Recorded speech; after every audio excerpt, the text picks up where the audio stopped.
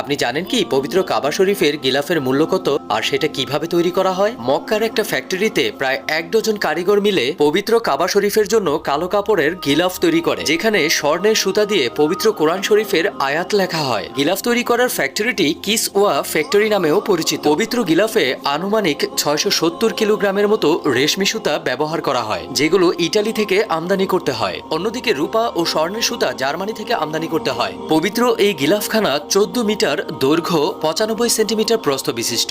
41 খণ্ড বস্ত্রখণ্ড একসাথে জোড়া দিয়ে তারপর এই গিলাফটি তৈরি করা হয়। 15 কেজি স্বর্ণের সুতা এখানে ব্যবহার করা হয়, যা তৈরিতে 17 মিলিয়ন সৌদি রিয়াল ব্যয় হয়। প্রতি বছর জিলহজ মাসের 10 তারিখে পবিত্র কাবা শরীফের পুরানো গিলাফ পরিবর্তন করে নতুন গিলাফ পরানো হয়, আর পুরানো গিলাফটাকে টুকরো টুকরো করে কেটে বিশেষ বিশেষ ব্যক্তিদের মাঝে বিলিয়ে দেওয়া হয়। মহান আল্লাহ তাআলা আমাদের পবিত্র কাবা শরীফের গিলাফের একটা টুকরো হাতে পাওয়ার তৌফিক দান করুন, আমিন।